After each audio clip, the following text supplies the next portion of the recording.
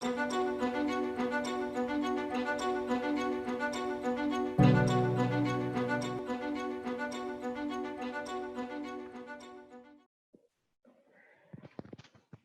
morning, everybody. Thank you for joining us for this session of EI Live for K-12 educators and students, brought to you by the Earth Institute at Columbia University. And thank you for joining us very early on this for this special session. So my name is Cassie, and I'm the director for the Office of Education and Outreach. And a big part of my job is to bring our scientific research to different audiences, including K-12 students and educators. For those of you who aren't familiar with the Earth Institute, our core mission is to foster a greater understanding of the science behind sustainability and the climate crisis, and what we as global citizens can do. Experts that make up the Earth Institute include earth scientists, economists, business and policy experts, and specialists in public health and law. The Institute is actually made up of more than 24 or so research centers and several hundred people who work and collaborate across many different disciplines and schools within Columbia University. What we're hoping to do with these EI Live sessions is to introduce you to our interdisciplinary work through our experts. So we will have sessions until the end of June for EI Live K-12. And if you would like some more information about the remaining sessions, please don't hesitate to get in touch with me after the session. So today we're going to hear from Dr. Dong Guo, who's the Associate Director for the Research Program on Sustainability Policy and Management, which is a research program that's part of the Earth Institute. He's going to discuss how cities in China specifically have been implementing sustainability initiatives and how cities in general can more effectively manage their sustainability initiatives with better measurement indicators and assessment techniques. So today for our viewers, we're going to be using the Q&A box at the bottom of your Zoom webinar screen, and we're not going to be using the chat box. So in the Q&A box, this is where you can feel free to type questions for our presenter. And he may also have a couple of questions for our audience. So this is also where you can type in answers if those questions come up. And we're going to monitor that chat box throughout the presentation, and we're going to do our best to get to all of your questions. And we strongly encourage you to ask questions as they come up, and we'll keep track and definitely get back to them. And once the session is done, we're going to share a link with everyone who registered for the event so that you can access the recording later on. We'll post it to YouTube, and you should be getting that link recording either later this week or early next week. If you're having any technical difficulties, please email me directly. So without further ado, here's Dong. Thank you, Cassie. Thanks everyone for being here. Well, it's actually evening in China, so thanks for joining us. If you're joining from North America, I guess it's morning over there. How do I do this? So just a little bit about myself. As Cassie mentioned, I work at the Earth Institute at Columbia University. I'm a research scholar, and I also help direct the research program on sustainability policy and management. We have a number of research topics. Sustainability measurements is something we're going to talk in more detail in today's presentation. We also work on sustainable finance. Actually, with another couple colleagues, we last year published a book on sustainable finance, the one you can see on this slide, the financial ecosystem. We try to survey the sort of very nascent field of sustainable finance, try to cover impact investing, social enterprise, the monetization of human and natural capital, ESG investing, you may have heard of that. So basically, the role of finance in trying to help us achieve sustainability. And we work on sustainable cities, urban policies, perception of sustainable issues from the public. And again, with another colleague from the Earth Institute, Steve Cohen, we just completed manuscript for the second edition of this book on the sustainable city, the one you see on the bottom right corner here. We also work on sustainability education, which I would design sustainability education curriculums because my background is in economics education, so that's always been one of my major interests. And also, I like to talk about sustainability, how fostering human capital is key to sustain growth, not just about the environment, but there's also that social dimension, which is also very important. Just lastly, innovation, management innovation. When we talk about sustainability management, it's sort of at the forefront of management science. So we do work on that a little bit as well. Beside my research, I also teach economics in the School of International Public Affairs, also at Columbia University. I'm involved in a program on environmental science and policy. So I teach economics and sometimes quantitative techniques or statistics to master students at the School of International Public Affairs in the program of environmental science and policy. In terms of my education, I have a PhD in economics and education from Teachers College, also at Columbia University, and then the Master of Public Administration from SIPA. Just lastly, I have a Bachelor of Science in Economics from a University College in London. So that's myself. So today, I'd like to talk about urban sustainability, specifically how we've designed a measurement system that can help city measure their performances on sustainability. We'll see later on, it's actually quite difficult to measure, but if you don't measure, you don't really manage. You can't really manage your performances effectively. But before we jump into that, I like to start sort of with a broad overview of sustainable development.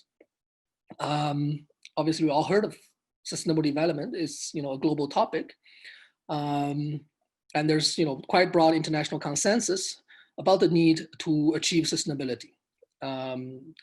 Almost all the member nations of the United Nations signed on to the Paris Agreement. And the Sustainable Development Goals, also developed by the United Nations, also received broad consensus, not just from developed countries, but from developing countries. And the way they sort of done that was through a quite unprecedented participatory process, where voices were heard from a broad spectrum of stakeholders. So there's quite a broad consensus that we need sustainable development, not just because the imminent threat from climate change or global warming, but because there's so many constraints from the environmental considerations, but also from the social aspect. So we sort of have to do this differently if we want to make sure that we can continue to grow economically, but also to share the dividends from that economic growth more fairly, more equitable manner. As a definition, sustainable development is the sort of development that meets the needs of the present generation without compromising the ability of future generations to meet their needs. You probably have heard of that. It basically just says development cannot come at the cost of the next generation. It's essentially talking about intergenerational equity. But that's a quite abstract concept, and there's a lot of debate as to what exactly has to be done to achieve that. If you think about it, we don't have unlimited energy, and if we use up all the fossil fuels that we have in reserve today, then the next generation will be left with nothing to produce their goods and services. But that may not necessarily be true, because they can use alternative energy sources. Through technological innovation and development, a lot of things can change. So it's quite difficult to strike that balance and to say exactly what we can and cannot use to produce or to satisfy our current needs. So in terms of operationalization, in terms of implementing the sustainability concept at the highest level, people have been talking about, or resorting to a framework of the triple bottom line.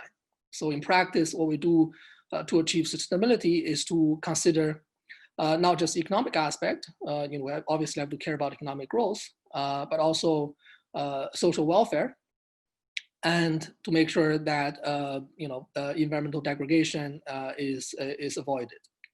So there's 3 areas that we have to care about, not just any one of them. So that's in a way has been how countries, cities implementing, organizations implementing sustainability. So they have to care for a set of different things. Just lastly, a more recent approach really emphasizes the need for multiple stakeholders. So for us, what we need to do is we have to make sure the decisions are made in a collective manner. The policy decisions, obviously they're made by the government, but they have to be in broad consultation with the private sector, with the public.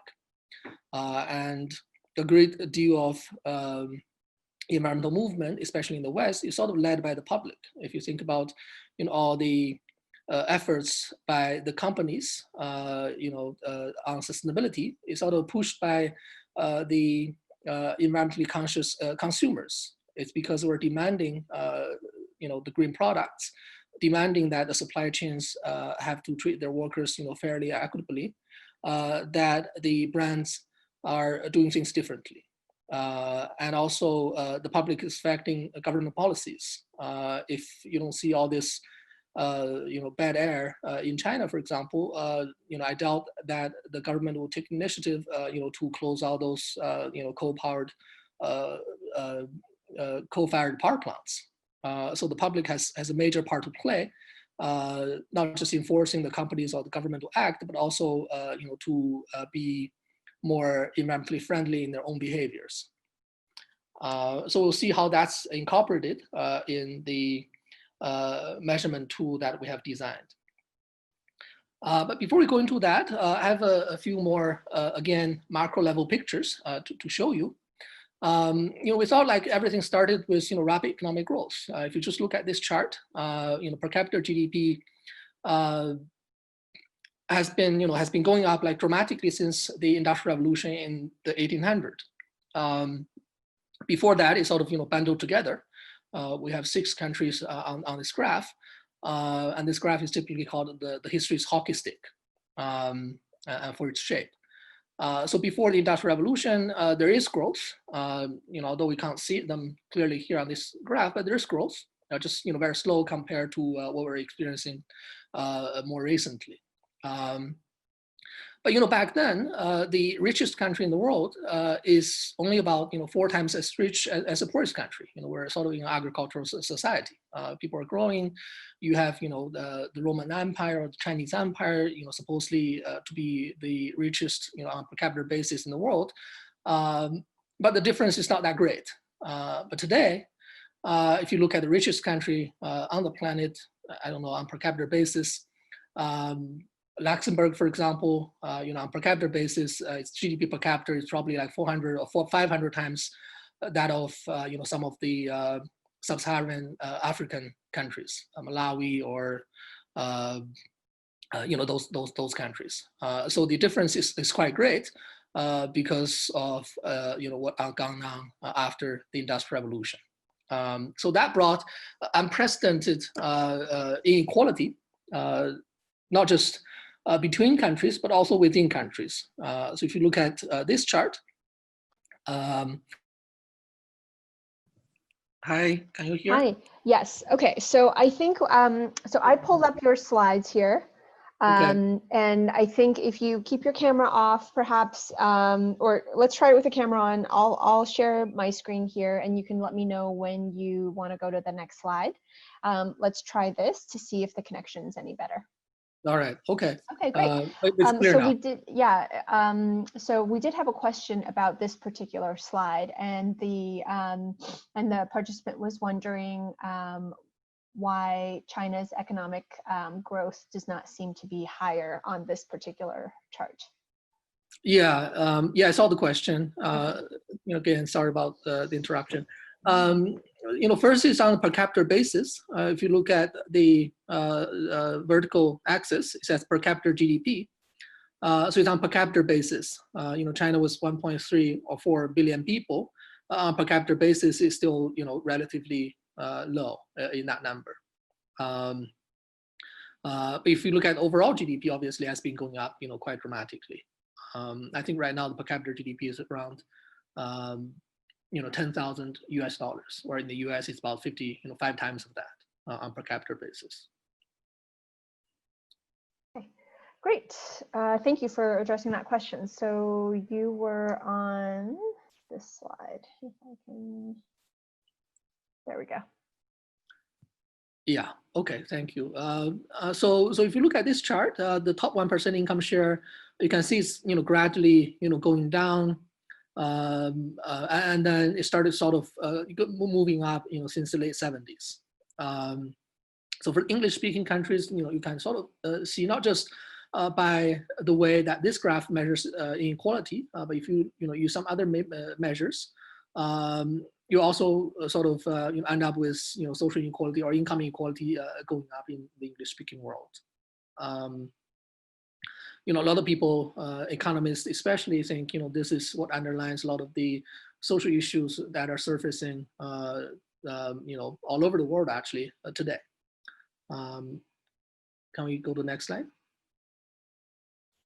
And this is for the some of the other countries, France, Germany, Japan, Sweden, the 9 English-speaking countries, you'll see that the income inequality sort of have been decreasing and sort of stayed there, since the 70s, not ticking up lately, or at least not as much.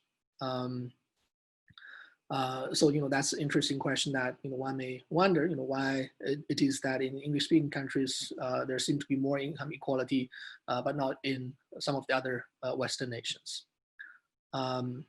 Next. So this is another cross-section of countries. So this is more broad. We can see that towards the left side, we have the Scandinavian countries, Iceland, Finland, Norway, Denmark. We tend to think, those countries sort of more equal in terms of their income shares. And that's also demonstrated on this graph. And South Africa is often talked about as most unequal in terms of the income distribution. And that, you can see on this graph that it's sort of the most uneven as measured by Gini coefficient here. And China, you can see, is sort of third from the right-hand side. So it's not as, one thinks in terms of income distribution. So there's quite a bit of income disparity in China as well, since its opening up reform policies took place in the late 70s. Obviously, this is not all the countries, but like you can see that some of the countries are having bigger problems than others. So that's inequality. Think about social welfare. How income is distributed among its population. So since the Industrial Revolution, when we had rapid economic growth, industrialization, urbanization, it also created a lot of social problems, and not just in the developed world, but also in developing countries. And also because of the rapid economic development, we tend to have a lot of environmental problems, global warming. If you look at the temperature changes, this is temperature fluctuations of northern hemisphere. From 1880s to 2014 compared to the average temperature from 1951 to 1980. So you can see the temperature increases sort of became more dramatic since the late 1970s. That sort of coincided with the rapid development of China and some of the other Asian countries, the ones in Latin America as well. And obviously you have, China overtaking the United States as the biggest emitter of, CO2. So that just added another huge chunk to the overall emission picture. But from a historical perspective, again, that increase, exponential increase in greenhouse gas emissions sort of also started with the advent of the Industrial Revolution. Since the late 1880s, the fossil fuel usage has shot up. So is the greenhouse gas emissions. So these two pictures sort of confirmed the environmental problems associated with rapid industrialization, beginning with the now-developed countries and now continuing with the developing countries. So we said, like a lot of people like to say, oh, we have all these social and environmental problems because, the growth has been too fast. But that doesn't necessarily mean that we don't need economic growth. There's a lot of arguments, around the world that maybe we have to care about social, equality, or we have to care about environmental protection at the cost of, rapid economic growth. But what I want to emphasize here is that economic growth is still very important, and we still have half or more than half of the population on the planet that are not super developed. There's still a lot of people, billions of people that lives around the poverty line. So economic growth is still very important to make sure they're lifted out of poverty. But what we're trying to advocate here is a more balanced growth path, what we call the inclusive growth. Make sure the dividends from the growth is shared in a more equitable manner. And also because we have this social and environmental problems, we cannot endlessly consume our limited resources, then we have to innovate. And it's only with constraints that innovations can take place. We'll say that, once the doors close, we'll start to think about, opening the windows. But when the doors open, no one will, jump the windows. So we sort of have to have constraints, for innovations to take place. And because of the limited resources, because of the constraints on, made, on the environmental resources, we have to either innovate, discover or invent new forms of energy, renewable from renewable sources, solar, wind, even nuclear for some countries, or we have to use existing resources more efficiently. So with sustainability acting as a constraint, I believe more innovations can actually take place in terms of new discoveries and also in terms of improving or improving current levels of efficiencies, the way we're making products and generating new things. And because we need innovation, we believe cities are where sustainability have to take place, because cities are usually where innovations take place. And also it's more economical that when people live in cities, live in more concentrated areas. But then you end up with a lot of problems, within cities. You have, problem with congestion, problem with housing affordability, problems with air pollution, water pollution, and problems with diseases, right? That's what we've been experiencing right now. Now when we talk about urban sustainability, we tend to talk about air pollution, congestion issues, social problems, but we tend to forget, epidemic or communicable diseases has always been there, since the very first city was built. Ever since when there were people living close quarters, diseases are much easier to go from one person to the next. If we lived in rural areas, obviously that's more difficult to take place. It's just something that has always been with us since the dawn of cities, but we tend to forget that very important element, and now it sort of came back in force. So now people start to talk about how we have to build a very efficient and effective public health system within our cities. Just very briefly, another reason that we believe if sustainability were to take place, have to take place in our cities, because the urbanization rate has been going up as well. That's where most people are. In North America, the urbanization rate is above 80%. It's projected to reach almost 90% by 2050. In Asia and Africa, it's around 50%, but it'll also keep going up. The majority of urbanization is taking place obviously in the developing world. That's why urban sustainability is also a major issue in those places. As they industrialize and urbanize, you start to see a lot of the urban issues, like air pollution, taking place in those places. If we went back to the last century, the beginning of last century, we had problems in London. Air pollution was so bad it killed people, and in California. I don't know if you read the news just recently.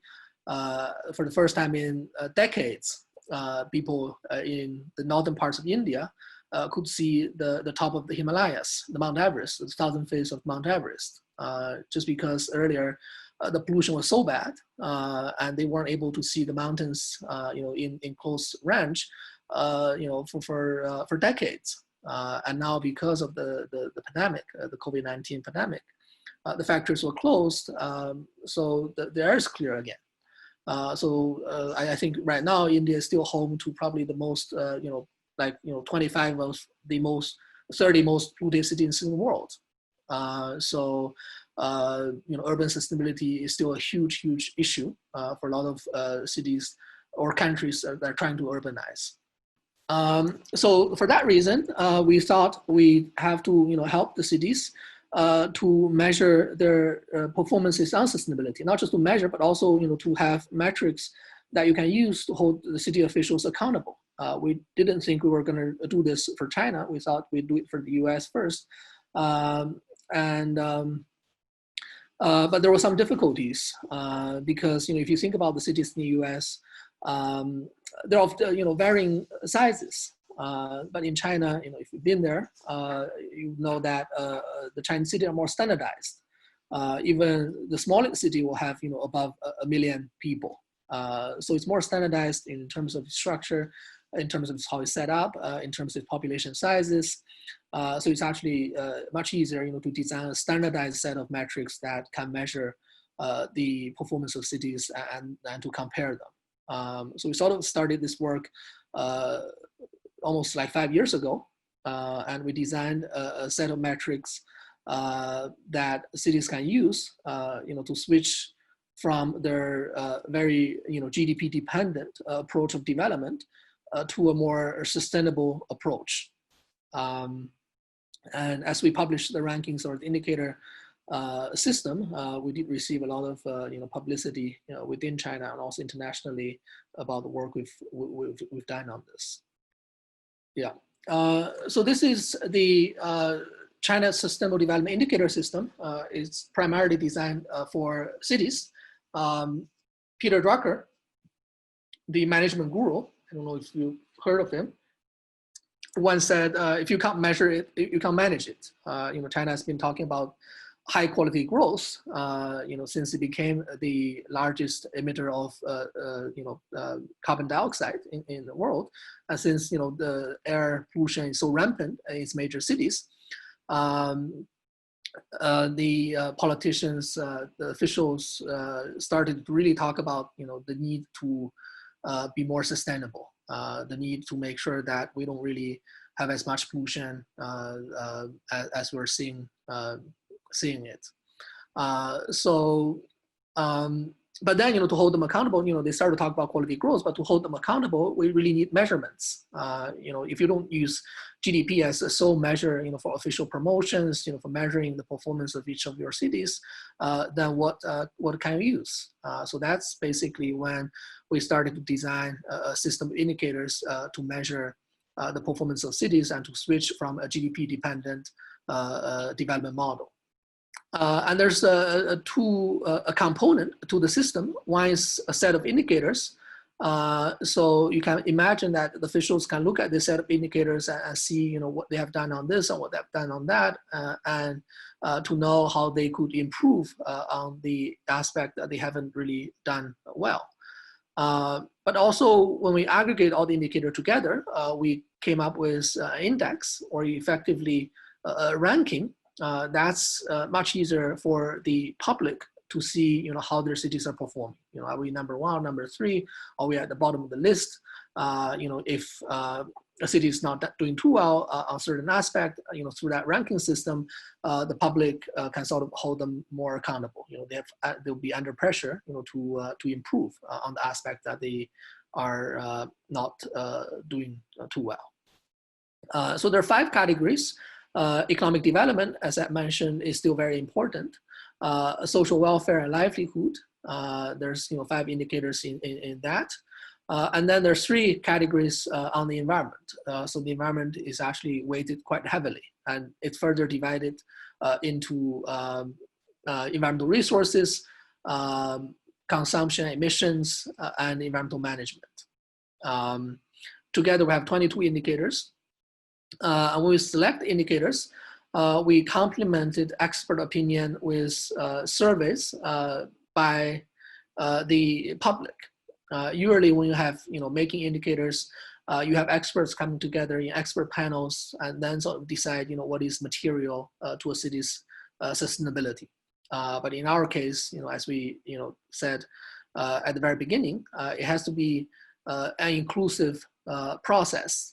It cannot just be the experts. It has to be all kinds of stakeholders, people from the industries, people from the local communities, and they are probably the ones who know better what is important to them. So we did distribute a lot of surveys to the city residents and asking them, what they think are the important issues facing their cities. So that was incorporated in the selection of indicators. So that's quite a bit of innovation in terms of indicator selection, because usually you see a set of systemic indicators, or like, the university rankings, for example, there's a set of indicators that underlies that ranking system, but you don't really get a lot of say from people other than the education experts. So that's, in terms of selecting indicators. And then standardization, because we have to aggregate all the indicators and they are each in different units. GDP growth is in percentage terms. Water resources per capita, obviously units is quite different. So when you aggregate all the indicators, we have to make sure they're standardized. And when we standardize them, we used a ranking-based approach, meaning that it doesn't matter, how far you're ahead on one indicator.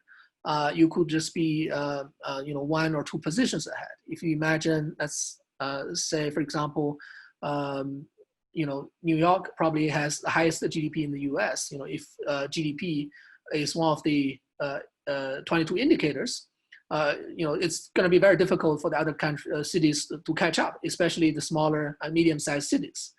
Chicago maybe close. Behind, but then some of the smaller cities, there's no way they can catch up, even with perfect performances on some of the other indicators. But if we use a ranking-based standardization methodology, then it doesn't matter, New York, how far ahead New York is, it still just ranks number 1. You may have Chicago or Los Angeles as number 2. And some of the smaller cities can be, around number 10, but it's not as far away down the list. So we thought that's a much fairer system for the smaller and medium-sized cities.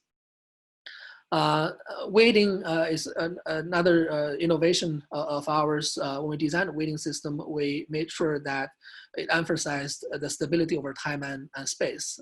If you just look at the last indicator on the right-hand side, you can see it says 1.45%. So that's the weighting for this one indicator.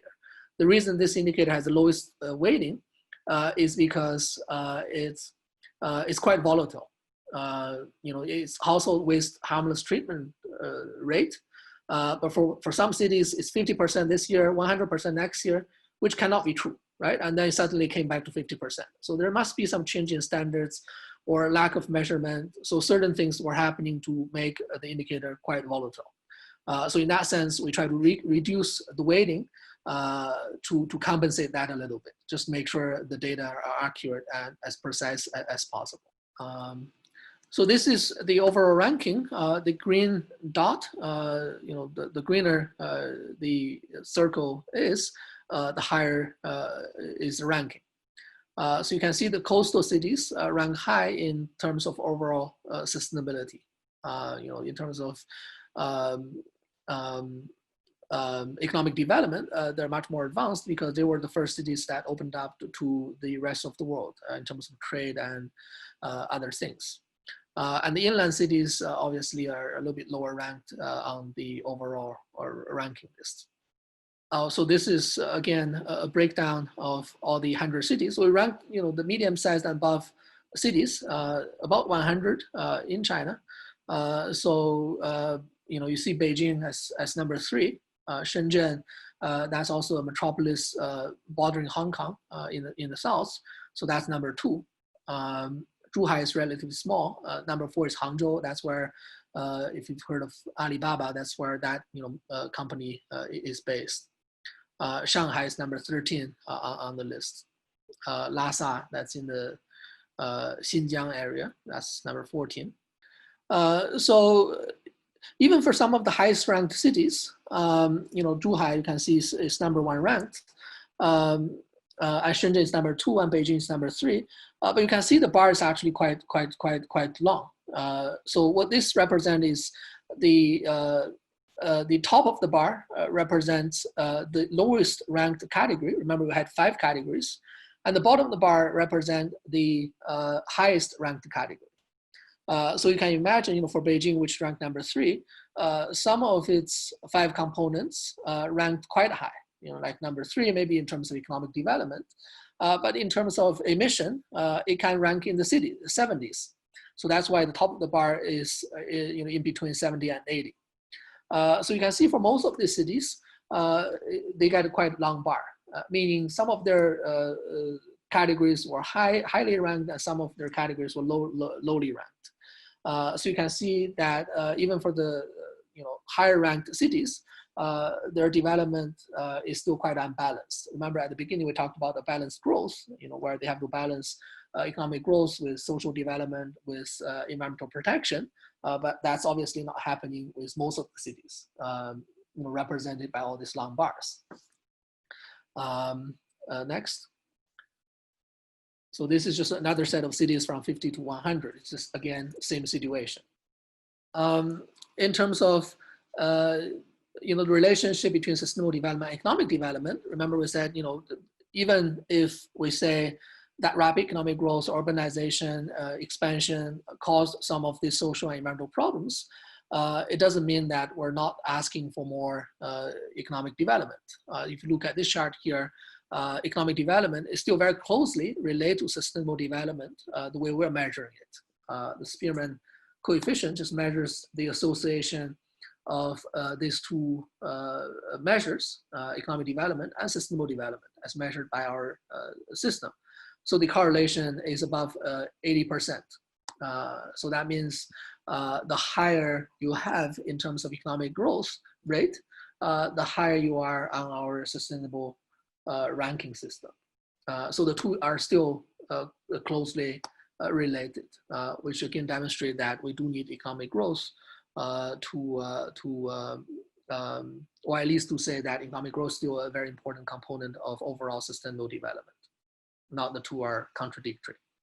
So if we do a breakdown by the 5 categories, we have first economic development. So you can see it's all the cities again along the coast, southeast coast. Again, these cities are, were the first to be opened up to the rest of the world. After the opening up reform that took place in China in the late 70s. So, in terms of economic development, in terms of economic growth, or the growth of the tertiary sector, the cities are obviously doing quite well. On the social aspect, you can see it's an entirely different picture. Almost all of the cities are doing well on the social aspect are the inland cities. So none, or at least 8 of the 2 cities that are doing well on the economic front are not here anymore on the social front. So you can imagine that the cities were doing pretty well on economic development. They've been neglecting the social aspects in terms of providing adequate welfare policies. Environmental resources, that's quite obvious. It's cities in the southern part of China where resources are more abundant, water resources and all that. So they're quite concentrated in the south. Consumption emissions, so these are the major population centers. And because they're quite constrained by the amount of resources that they have, they sort of innovate quite a bit to improve their efficiency. They were under pressure to perform, so they sort of were higher ranked in terms of consumptions and emissions. Just lastly, environmental management. A key measure in here is the environmental expenditure by the local governments. Some of the cities here are the most polluted cities in China, or used to be most polluted city in China. So they've also put in a lot of efforts, a lot of resources, a lot of money into dealing with air pollution. So that's why they're ranked higher on this list. Zhengzhou is actually my hometown. It used to rank, in the bottom 10 in terms of air pollution, but the city is also, having very ambitious, aggressive policies in combating air pollution. So they put in a lot of money and been closing down a lot of factories to make sure they improve on air pollution. So just to give you a sense of ranking by individual indicator, this is housing to GDP ratio. It's sort of like the housing affordability, something we like to talk about, especially in the major cities, if the housing is affordable. Well, maybe I can talk about this when we come to the international comparison. So maybe next, since we don't have too much time left. So we try to do some international comparisons just to put the performance of the Chinese cities into context. But as you can imagine, this is quite difficult to do, especially if you think about the social aspect. A lot of the indicators that we use, they're measured quite differently in other parts of the world. Maybe on the physical environment, you have more similarities, but on the social aspect, it'll be very, very difficult to find comparable measures. So that's why it's been very difficult. We can't really do the comparison over 22 indicators, but we picked individual indicators to at least make some comparisons, against some of these major cities in the world. So first, GDP growth rate. As you can imagine, the cities in China are growing quite fast, right? Compared to, the more developed cities, New York, Singapore, Barcelona, Sao Paulo, and Paris. But in terms of GDP growth rate, you can see that Beijing even is growing at 6.7%. The average of China is about 7.6%. So this was 2 years ago. Obviously, it's not the picture we can have today. In this crisis. Housing income ratio, that's indicator that I wanted to talk about earlier. So this is basically how much per square footage of apartment is costing, how much that is over GDP per capita. So GDP per capita here is used as a proxy for how much money you have, right? Like disposable income, just another measure for measuring income. So if we use housing price over GDP per capita, we can see that Hong Kong is doing the worst here. It's about 0.62. If you read in the news, there's a lot of talk about how expensive the houses in Hong Kong are. Probably it's the most affordable place in terms of buying a house in the world. And that probably underlined a lot of the resentment or the social problems that we have over there. And we have New York, which is about 0.18. So you can see Beijing is 0.33. So in a sense that, Beijing and Shenzhen, some of the major cities in China, are more unaffordable than even New York and Paris. So again, it sort of underlines some of the social problems or inequality type of problems in China. Because of rapid economic growth, a lot of people got richer. A lot of people, were lifted out of poverty. But there were quite a bit of other problems that we're experiencing in the major urban centers. This is urban green space. So some of the cities in China are doing quite well compared to the other cities. But again, this is one indicator that's quite difficult to be consistently measured. Different places measure this a little bit differently. What is included as green space? Park area or grasslands and so on and so forth. Just like across boundaries, there's a lot of there's just so many different standards.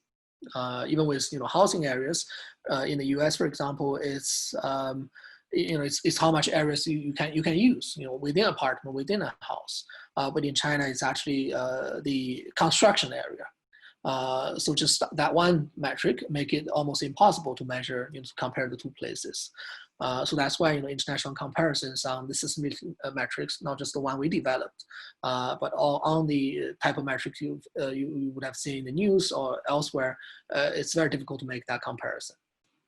Emissions, air quality. If we use PM 2.5 as a proxy for air quality, you can see the Chinese cities are not doing that great. Beijing obviously is worst on this chart, and New York, Paris, Singapore, Barcelona are doing much better. The cities in China are much worse in terms of the level of air pollution they're experiencing. Yeah, there's not much to say here. The domestic sewage treatment rate, it seems all the countries doing pretty well, except Sao Paulo at 60%. All the other countries above 90%. Do we have a next slide, or this is it?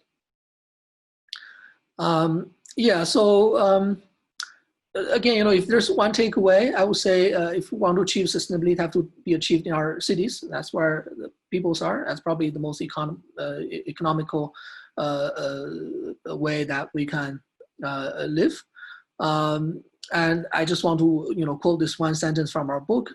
A great paradox of transition to a sustainable economy is that it will not be achieved in rural places in harmony with nature, but in cities built to exploit nature without destroying it.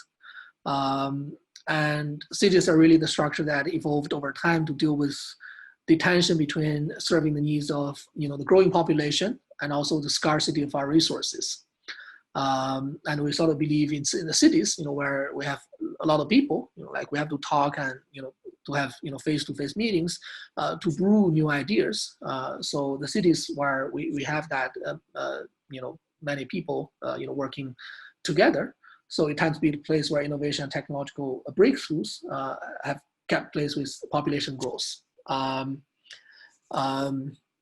And obviously, cities need to follow sustainable practices and secure buy-ins from a broad spectrum of stakeholders, the public, the government, and the private sector.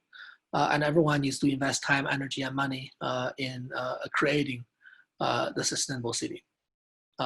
So hopefully you can take that away as an important lesson. We have a website dedicated to the sustainability ranking system. That's urbansustainability.org. And we have our research team website, spm.ei.columbia.edu, if you're interested to learn more. And obviously, if you have more questions, we probably don't have too much time left here to discuss them. But if you have more questions, feel free to also email me at godong@columbia.edu. Yeah, thank you. Any questions? Great, thank you. So we have one question so far, and I think this is an interesting question because I think it's not as easy to answer. So it said this participant has asked, what city is the best city in China.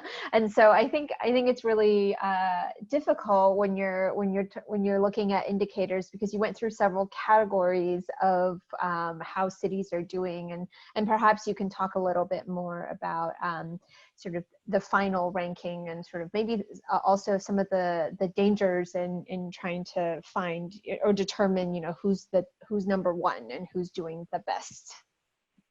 Yeah, well, I can give you example like, Wuhan, where the first, coronavirus was spotted, the first outbreak took place, is ranked number 10 on the overall sustainability list. Not too bad. This data is not current. I mean, I think this data that we're using for this presentation is from 2018 or even 2017. And also, in one of the indicators, Cassie, can we go back to the slides where we had the 22 indicators, just quickly? Yeah, so if you look at the social welfare category, you see physician availability. So that is the number of physicians over 10,000 people. So that indicator, for that indicator, Wuhan ranked actually number 3 out of the 100 cities in China.